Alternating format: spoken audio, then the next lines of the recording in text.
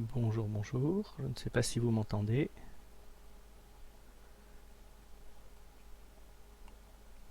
Bonjour.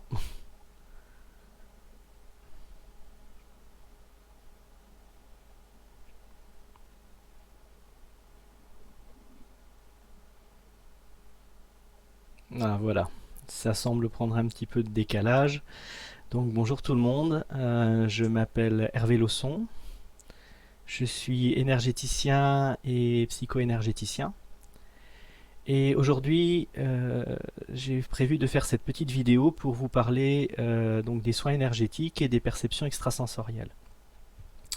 Alors déjà, il y a une petite précision qui est importante, hein, que je vous rajoute juste là.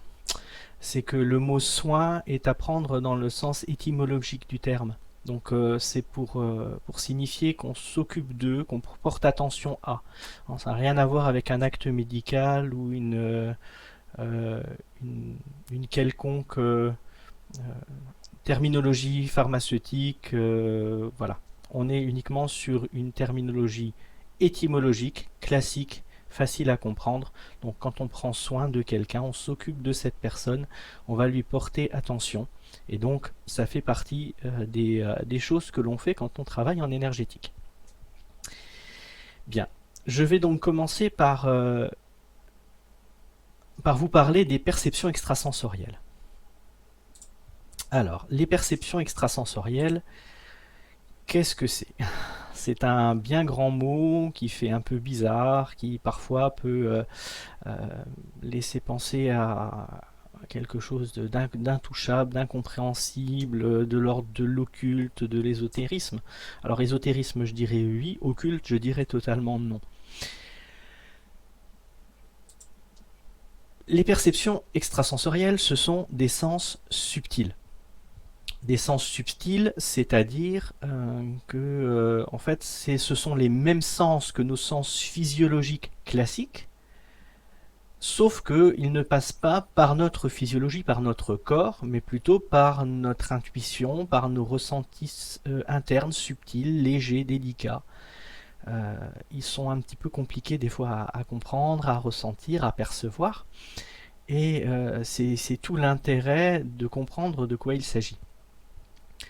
Alors en fait, pour pouvoir comprendre de quoi il s'agit, pardon, je vais vous donner quelques termes que vous avez certainement déjà dû entendre de ci, de là, et qui vous parleront peut-être un petit peu plus que le simple fait de parler des perceptions extrasensorielles qu'on appelle également PES.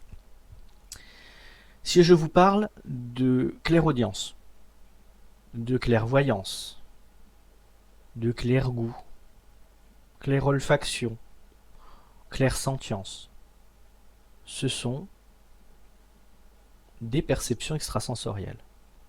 Alors, on va prendre le plus classique et le plus facile à expliquer, la clairvoyance.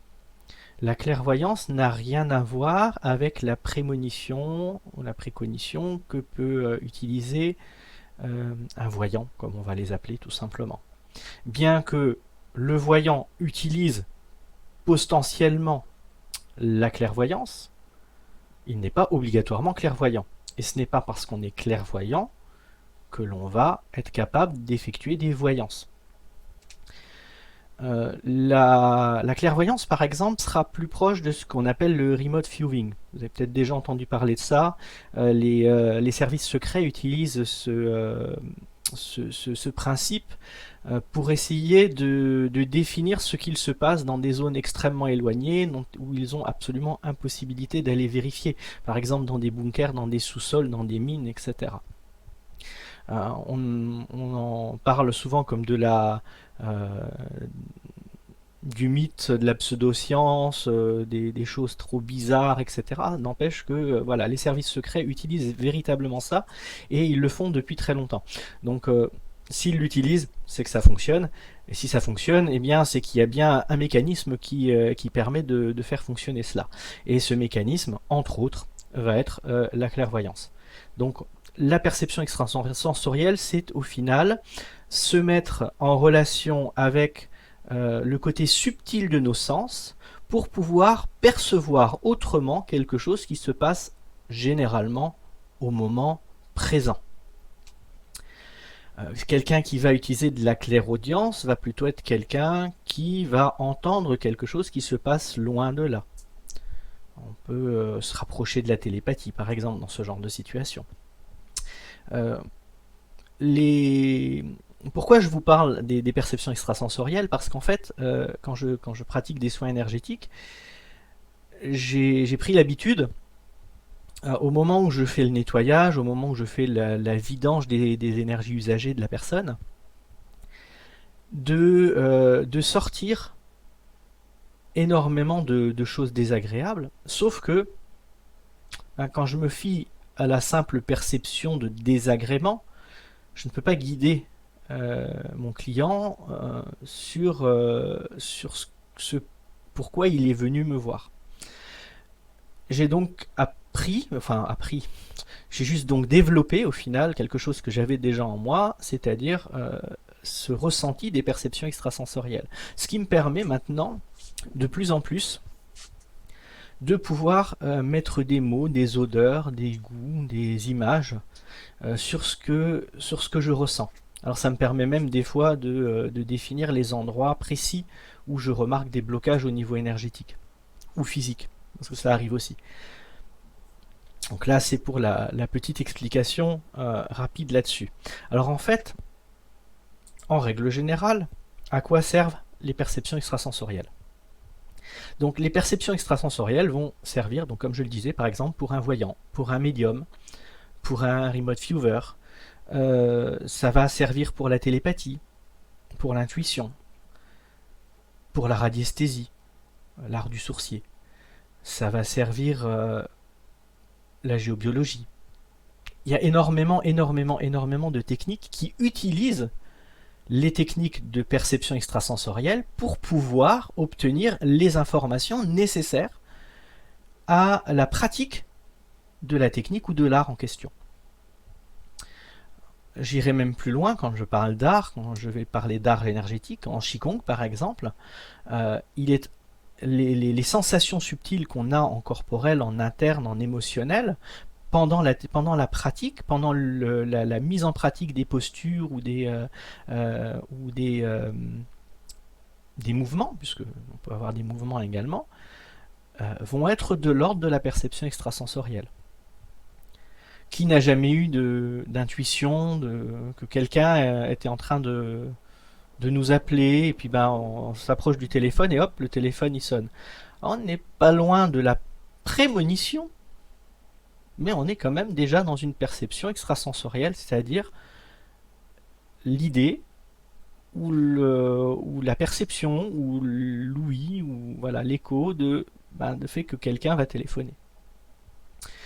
C'est pareil quand on va se retrouver avec d'un seul coup un très mauvais pressentiment pour une personne qui est partie. Et puis on nous appelle un peu après, un tel a eu un accident. C'est pas forcément grave, mais voilà. Donc c'est le genre de choses qui est souvent expérimenté par les mères de famille. Ça peut également s'expérimenter dans plein d'autres situations. Donc c'est quelque chose de totalement naturel qui est de l'ordre de l'animal, de l'instinctif, du naturel, contrairement à ce qu'on peut en dire. Ça a été très peu étudié, bien que certaines études ont été faites sur le sujet. Pour cela, je vous invite à vous reporter à la petite vidéo que j'ai déjà créée sur le sujet. Alors, elle est un petit peu statique parce que pour ne rien oublier, j'ai fait beaucoup de lectures. Par contre, elle vous donnera peut-être des informations, des pistes et surtout des références sur les différentes études et les différents tests qui ont pu être faits sur le sujet. Les perceptions extrasensorielles vont rentrer, comme je le disais, dans beaucoup de situations, beaucoup de cas, beaucoup de possibilités, de techniques. Et donc, si vous voulez, il est intéressant d'apprendre à les percevoir, éventuellement même à les utiliser. Alors les utiliser, c'est tout à fait faisable.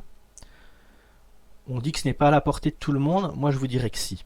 Simplement, tout le monde n'est pas forcément apte à aller aussi loin qu'un autre.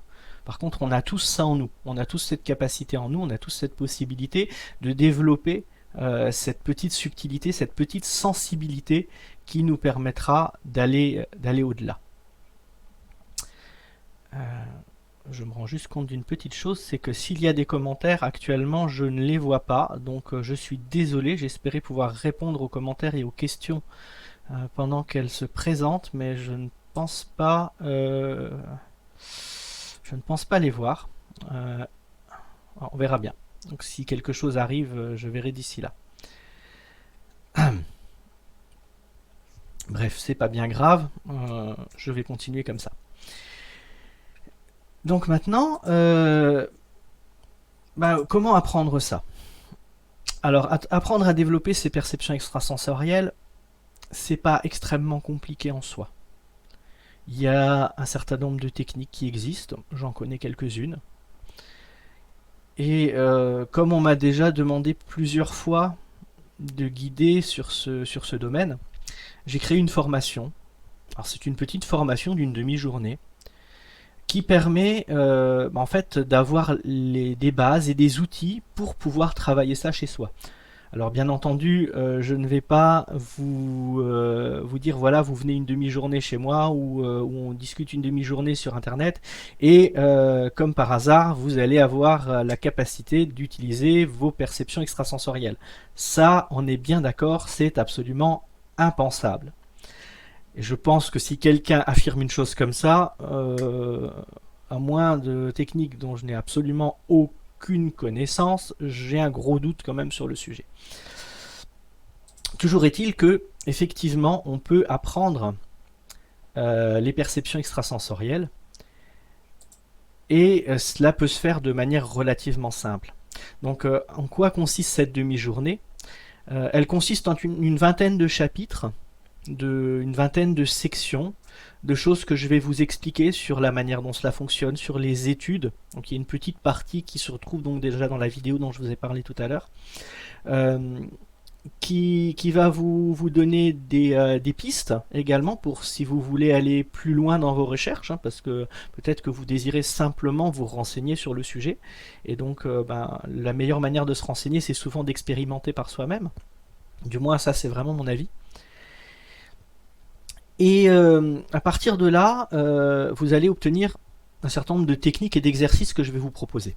Alors on va pas forcément les pratiquer, parce que si on les pratiquait directement, bon, déjà ça vous apporterait pas forcément grand chose, parce qu'il faut le faire régulièrement, il faut le faire souvent, il faut c'est vraiment une pratique, une discipline hein, de chaque instant. Je vais simplement vous donner des outils. Et ces outils, une fois que vous les avez tous entre les mains, vous pouvez travailler ça à votre rythme. Et si vous préférez travailler une phase ou une autre, un principe ou un autre des perceptions extrasensorielles, si vous voulez juste travailler votre clairvision, si vous voulez juste travailler votre clair-goût, votre clair-sentience, ou si simplement pour vous, il y a seulement une de ces perceptions qui résonne en vous et qui donne quelque chose, qui vous permet d'avoir un ressenti et d'avoir un résultat derrière, vous travaillerez plutôt cela. Ou alors, effectivement, si vous en avez déjà un, vous allez pouvoir travailler les autres. Enfin bref, voilà. C'est juste pour vous expliquer un petit peu ce pourquoi j'ai mis en place cette petite technique. D'autant que j'ai déjà aidé de nombreuses personnes, notamment des médiums, à développer leurs dons et surtout à les contrôler, parce que c'est souvent un problème de contrôle plus que de développement. Comprendre et développer. Ça fonctionne comment? Tout simplement, comme je disais, une demi-journée. Je préfère généralement faire ça avec des groupes de 3 à 5 personnes, parce que ça permet les échanges, ça permet éventuellement de faire quelques exercices entre nous. Et ça permet surtout d'avoir un tarif beaucoup plus intéressant pour chacun des participants, hein, parce que c'est vrai que je peux toujours faire ce cours pour une personne unique. Simplement, au niveau rentabilité pour moi, je suis obligé à ce moment-là d'augmenter fortement les tarifs. Pardon. Voilà. Donc je ferme cette petite parenthèse là. Si vous avez envie d'essayer, de découvrir, d'apprendre, eh bien, je vous invite à me contacter. Excusez-moi, je fais en même temps la gestion de ma vidéo. Je vous invite à me contacter et puis bah, pourquoi pas à vous essayer aux perceptions extrasensorielles qui vous parleront peut-être bien au final, hein. Voilà, donc c'est une manière de faire les choses. Alors, maintenant on va rentrer dans quelque chose de plus concret, enfin de plus concret, de plus dans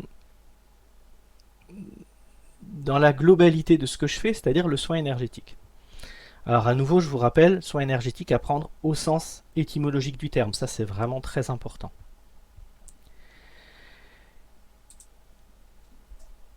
Qu'est-ce qu'on fait en soins énergétiques? Alors on peut faire beaucoup de choses, hein. Les soins énergétiques, il y en a énormément qui existent.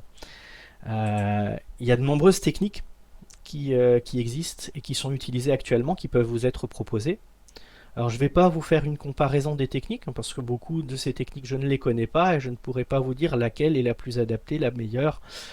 Je peux vous parler uniquement de ce que moi je connais et donc de vous donner éventuellement mes ressentis ou mes expériences par rapport à ce que j'ai pu avoir sur le sujet.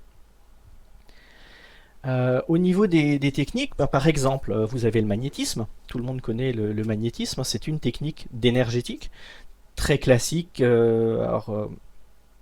À ma perception de la chose, c'est plutôt une histoire de passe, de main, de circulation d'énergie. On travaille assez en surface.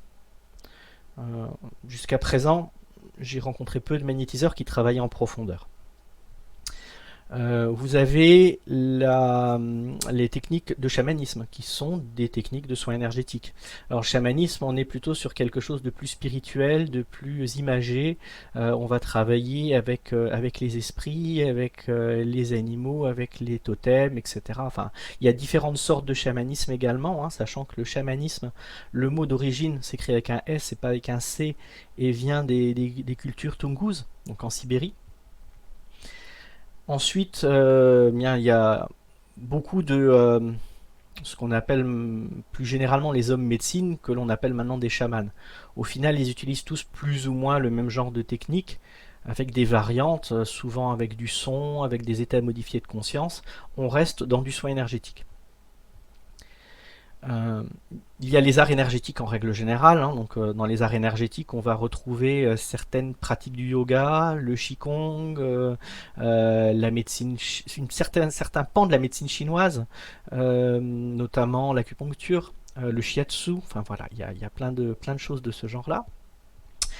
Beaucoup connaissent davantage le Reiki, puisqu'on en parle énormément. Il y a beaucoup de personnes qui se forment à la pratique du Reiki. Là encore, il y a plusieurs sortes de Reiki qui ne résonnent pas sur les mêmes choses, qui ne font pas exactement qui n'ont pas exactement les mêmes résultats et qui ne s'apprennent pas forcément de la même manière. Pour ma part, j'ai reçu une initiation à une forme de Reiki, hein, qu'on appelle le Reiki Elenari.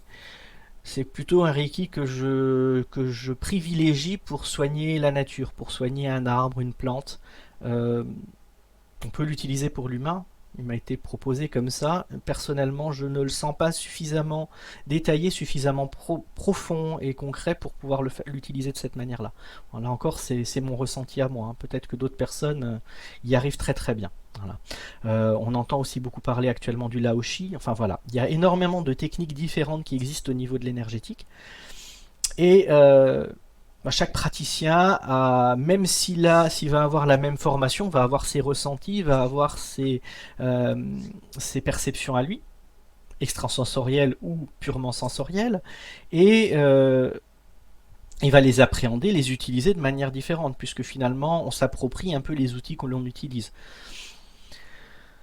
Donc, alors, là. Quand,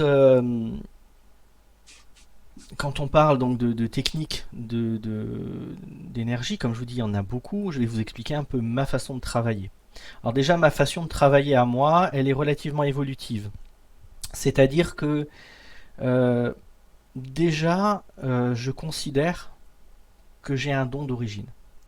Parce que j'ai toujours eu cette capacité de percevoir, de ressentir, de manipuler l'énergie de sentir les choses un peu qui se passent autour de moi, etc. Et pendant très longtemps, j'ai laissé ça un peu de côté. J'explique ça dans d'autres vidéos, je ne vais pas vraiment rentrer dans les détails ici. Simplement, voilà, comme c'est quelque chose que j'ai toujours eu en moi, entre guillemets, je classe ça dans la catégorie des dons, c'est-à-dire c'est quelque chose d'inné en moi. Ça ne veut pas dire que j'ai pas dû apprendre des choses. Pendant longtemps, j'ai laissé tomber ça, je n'ai pas pratiqué parce que quand je pratiquais, c'est moi qui prenais, je me faisais souffrir moi en aidant les autres. Et donc ça, c'était pas acceptable pour moi, ça m'a éloigné de ces pratiques. Donc j'ai dû découvrir, apprendre. euh, Même si je déteste la lecture, j'ai lu pas mal sur le sujet. J'ai échangé beaucoup avec d'autres personnes, d'autres sensitifs, d'autres personnes qui font du soin énergétique, des magnétiseurs, etc., etc. Donc voilà, il y a une certaine expérience qui s'est fait là-dessus et qui m'a fait évoluer, qui m'a permis un jour de dire ben voilà, je suis prêt, je me lance. Et depuis que je me suis lancé, j'ai encore appris beaucoup de choses, j'ai encore découvert beaucoup de choses et donc j'ai encore évolué. J'ai encore ajouté à mes connaissances, à mes capacités, et finalement, j'y ai gagné beaucoup et j'en gagne encore puisque je découvre des choses très très régulièrement. Donc c'est pour ça que je dis vraiment que c'est évolutif. Alors par rapport à ce que je vous ai expliqué juste auparavant, donc sur les techniques qui existent, la méthode que j'utilise, c'est une méthode qui a été mise au point euh, et un peu codifiée par le docteur Luc Baudin, qui est assez célèbre, alors que je dise pas de bêtises, je crois qu'il était cancérologue. Il a quitté l'ordre des médecins pour éviter les problèmes avec ses collègues, mais il travaille essentiellement en énergie actuellement. Il a écrit des ouvrages extraordinaires, il fait des conférences sublimes, c'est quelqu'un de super.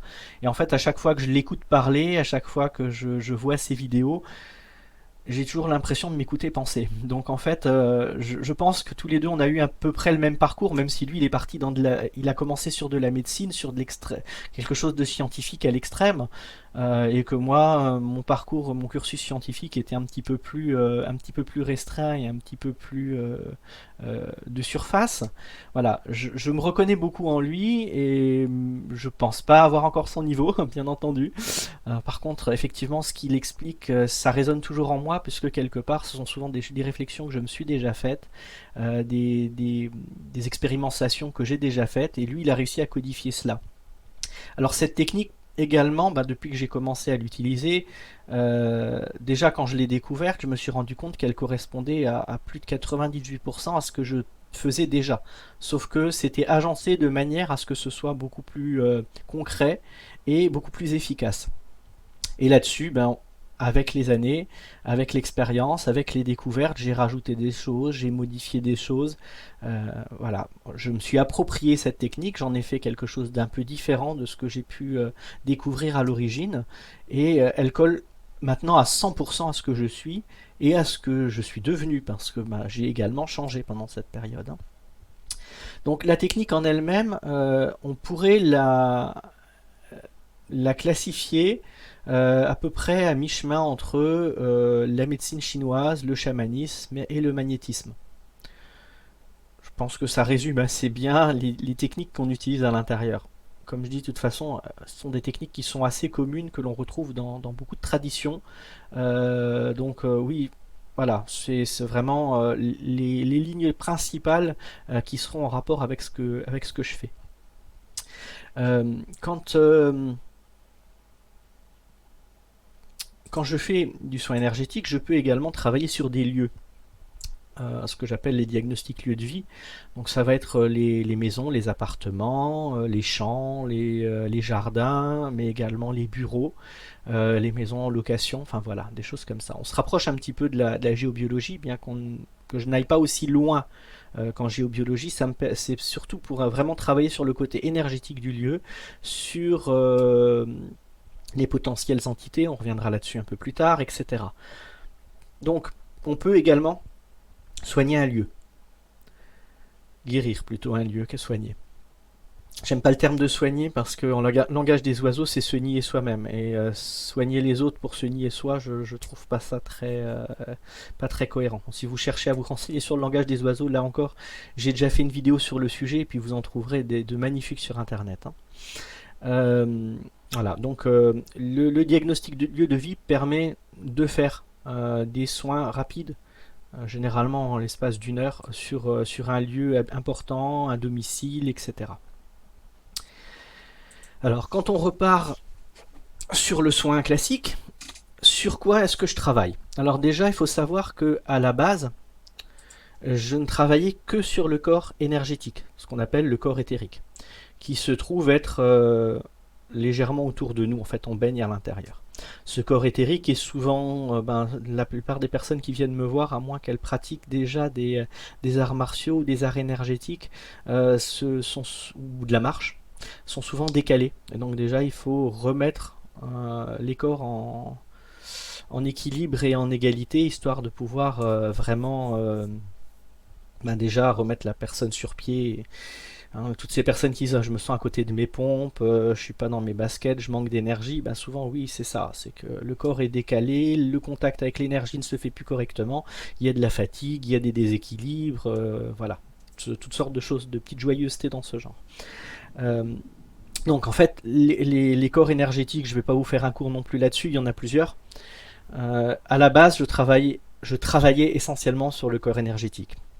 Depuis quelques semaines, peut-être quelques mois, de plus en plus, quand je travaille sur une personne,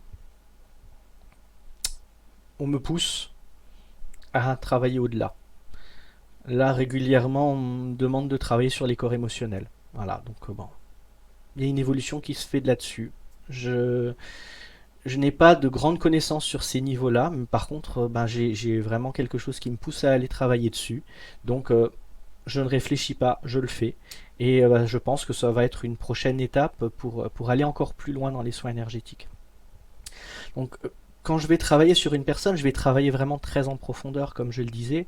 Donc, même si je travaille essentiellement sur l'énergie, étant donné que tout est énergie et que tout est lié dans l'univers, dès que je travaille sur l'énergie, je vais forcément avoir une répercussion sur le corps physique, sur le corps mental, etc. etc. Le... Qu'est-ce que je vais aller chercher? Qu'est-ce que je vais aller faire là-dedans? Alors déjà, pour moi, un soin énergétique, c'est 2 heures. Je prends personne en dessous.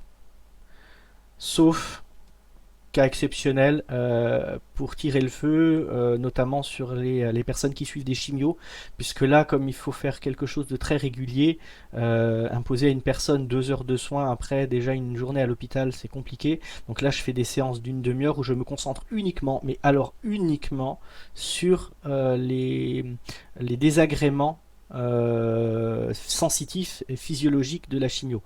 Hein, donc voilà, c'est juste pour aider la personne à supporter les effets secondaires, à les amenuiser. Autrement, donc effectivement, je vais travailler essentiellement 2 heures chez les gens, très rarement moins, parfois un peu plus, et je vais donc faire vraiment un nettoyage. Je compare ça un petit peu à une vidange d'une voiture. Si on nettoie pas les huiles de vidange, eh bien au bout d'un moment le moteur va s'encrasser, va s'abîmer, va s'user, et puis il va y avoir des pannes régulières, voire on va flinguer le moteur. Donc moi mon but c'est d'aller nettoyer au maximum, sortir toutes les énergies viciées, usagées de la personne, travailler sur toutes les petits décalages, les petits déséquilibres que je vais pouvoir percevoir, et également sur tout ce qu'on appelle entités. Alors les entités, c'est un très gros mot pour de très vastes choses, un très vaste sujet. Pour simplifier, on va dire qu'une entité, c'est quelque chose qui vit sur un plan différent d'une autre, sur un plan subtil. C'est-à-dire qu'on ne va pas forcément voir avec nos yeux, toucher avec notre peau, on peut le percevoir, on peut l'entrevoir, grâce aux perceptions extrasensorielles par exemple. Moi je suis plutôt du genre tactile, donc j'ai plutôt tendance à percevoir les énergies et les entités, les choses comme ça avec mes mains.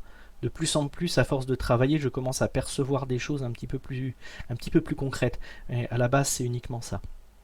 Et donc toutes ces entités, elles sont, j'en découvre toutes les semaines. C'est impossible de vous les lister, je pense qu'il y en a autant de variétés qu'il existe de variétés d'animaux sur Terre. Hein. Donc voilà. Elles sont pas forcément nocives, elles ont souvent rien à faire de nous. Certaines sont plutôt de l'ordre du parasite, c'est-à-dire que ben ils vont pas réfléchir à nous faire du mal et voilà, il y a quelque chose qui est intéressant chez nous pour se nourrir, ben, comme une sangsue, comme un moustique, comme une tique, ils vont venir, ils vont nous pomper. Voilà. Donc là, mon travail à moi, c'est de les enlever pour éviter que bah, qu'ils nous vident de notre énergie. Après, il y a d'autres choses, une idée fixe, quelque chose qui mouline, qui s'incruste dans notre tête, ça peut devenir une entité également. Hein, ça devient une forme pensée, comme on dit. Et puis il y a des choses beaucoup plus hard, des entités qui ont une conscience, qui ont la volonté de faire du mal. Pas forcément les deux en même temps, mais voilà, ça peut arriver. Des entités qui pensent nous faire du bien et qui nous font du mal, etc. Il y a énormément de choses dans cette catégorie. Donc, comme je dis, si je devais parler des entités, je pense qu'en une journée, je n'aurais pas assez pour le faire, car c'est un univers extrêmement vaste dont je ne fais, je crois, que gratter la surface depuis des années, bien que j'en ai déjà rencontré un très très très très grand nombre. Alors je vous dis pas ça pour vous effrayer, hein. Le but c'est pas de vous effrayer, comme je vous dis, bon, on vit avec des bactéries, avec des insectes, avec des animaux autour de nous. Il y a plein de choses dans l'air, dans notre environnement, les mouches, les araignées, c'est pareil au final. Simplement là on les voit pas, donc bon, on sait pas qu'elles sont là, on n'a pas conscience de leur présence, rarement on va dire. Et c'est pas pour autant qu'elles vont être nocives. C'est pas parce qu'il y a des guêpes dehors qu'on va se faire piquer à chaque fois qu'on va croiser une guêpe. Hein, c'est pas parce qu'il y a des moustiques que ben, systématiquement, quand on va sortir, on va se faire piquer par un moustique. Il y a des techniques pour les repousser, comme il y a des répulsifs à moustiques, par exemple. Voilà, donc il ne faut pas forcément s'inquiéter par rapport à ça. On reste quand même dans l'ordre de l'anecdotique quand il y a des entités qui sont à enlever, à nettoyer et à travailler, parce que ben, vu la quantité qui existe, c'est extrêmement rarissime qu'il y ait un impact sur nous. Il y en a régulièrement. C'est rare que j'ai une personne à qui j'ai pas des choses à enlever, mais c'est pas forcément des choses graves, c'est pas forcément des choses importantes, impactantes pour leur santé générale. Voilà. Donc je vais éviter de rentrer plus dans les détails sur les entités. Ce que je peux vous dire également, c'est que ben, en fait, on peut apprendre aussi hein, les soins énergétiques de la même manière que certaines personnes vont être capables de vous enseigner du Reiki, du Laoshi, etc. La différence, c'est que là, on n'est pas sur quelque chose où on vous dit, ben voilà, il y a une séance ou deux, et puis ben voilà, vous avez ça en vous, vous pouvez l'utiliser comme ça. C'est un petit peu plus compliqué, c'est-à-dire que là, bien que je schématise, hein, généralement il y a un temps d'intégration, etc. Je ne suis pas un spécialiste des techniques modernes d'énergétique, donc je schématise un petit peu. Euh, Simplement, les techniques telles que moi je les utilise, si je veux les enseigner à quelqu'un, il va me falloir un peu de temps déjà, et il va falloir expérimenter des choses. Donc, comme pour les perceptions extrasensorielles, je vais expliquer je vais rentrer un peu plus dans les détails de tout ce que je vous ai expliqué là. Je vais vous expliquer les manières de faire, les gestes à utiliser, la manière de se protéger, de s'ancrer, tout ce qui va finalement vous donner la possibilité de faire ça de manière cohérente, concrète et surtout sans risque pour vous, puisque le but n'est pas non plus que quelque chose rejaille sur vous. Hein. Ça, c'est surtout très important par rapport à ça. On ne va pas travailler sur les autres aux dépens de soi-même. Ça, c'est vraiment une chose primordiale à comprendre. Et comme l'ont dit plusieurs personnes auparavant, alors je pourrais plus vous redire qui et dans quelles circonstances, au final, on ne peut pas aider les autres si on n'est pas capable de s'aider soi-même. Voilà. Et ça aussi, ça c'est quand même un petit détail important, un gros détail même. À chaque fois que je fais un soin énergétique à quelqu'un, je me soigne moi-même. Et la plupart des collègues qui travaillent en soins énergétiques me disent la même chose. Quand on donne un soin, on en reçoit un. Donc au final, on se fait du bien systématiquement quand on le fait. C'est peut-être pour ça que je m'éclate autant à faire ça et que je me sens tellement bien à faire ça. Alors, Pourquoi j'enseigne également un peu les soins énergétiques? C'est pas forcément pour que chacun devienne professionnel, hein. De la même manière, tout le monde n'a pas. C'est pas parce que tout le monde peut faire du pain que tout le monde va devenir boulanger. C'est pas parce que tout le monde est capable d'apprendre à changer une ampoule que tout le monde va devenir électricien. Donc voilà, c'est simplement des techniques que je peux apprendre pour l'usage personnel, c'est-à-dire se nettoyer soi-même, travailler sur ses animaux, travailler sur sa famille. Parlant d'animaux, comme je fais de la communication animale, je propose également, bien entendu, des soins énergétiques sur les animaux. Euh, je travaille aussi à distance. Je crois que c'est le premier intervenant de ce matin qui disait je préfère travailler au contact. Moi aussi pour certaines choses, bien que pour certains cas particuliers, le travail à distance est beaucoup plus intéressant. Je ne vais pas rentrer là-dedans, dans ce détail-là, parce que là je crois qu'on en a pour 3 heures de vidéo. Et donc en fait tout le monde effectivement peut apprendre, comme tout le monde peut apprendre à faire un peu d'électricité, tout le monde peut apprendre à changer du carrelage, tout le monde peut apprendre à faire de la tapisserie, tout le monde peut apprendre à faire du pain ou à faire à manger. Bon, tout le monde ne va pas forcément devenir énergéticien professionnel, tout le monde n'en a pas forcément l'envie. C'est juste que voilà, c'est à la portée de tous. Alors comment ça se passe? Ce que moi je vais vous enseigner, alors il y a deux solutions. Soit, alors j'ai des personnes qui viennent, qui préfèrent faire ça en plusieurs modules. Donc j'ai 2 modules préparatoires et un module à proprement parler sur le soin énergétique. Quelqu'un qui voudrait faire la totalité sur une journée, c'est faisable.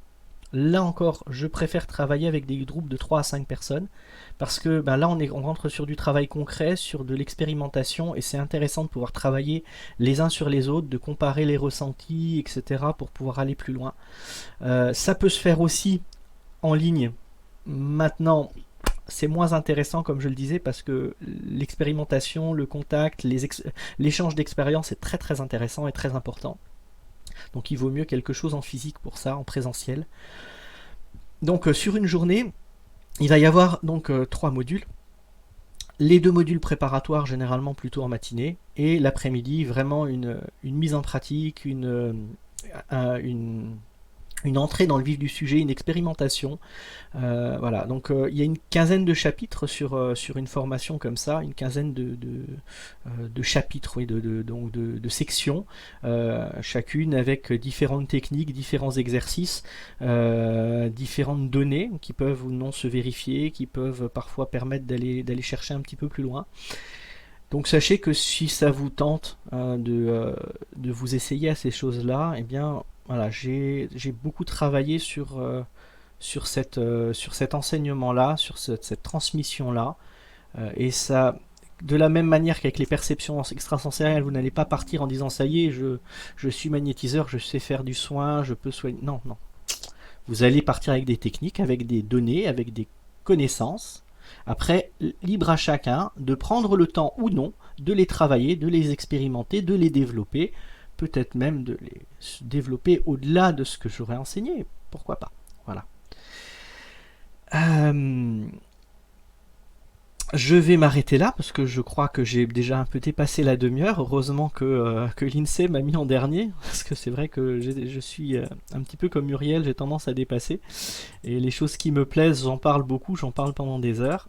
Malheureusement, je n'arrive pas à voir les commentaires et les questions éventuelles. Je suis vraiment désolé. Donc je ne peux pas les intégrer dans la vidéo. Par contre, n'hésitez pas, hein, pensez à les mettre en commentaire et moi je viendrai répondre au fur et à mesure derrière. Je répondrai à toutes les questions à partir du moment où j'ai la réponse, bien entendu.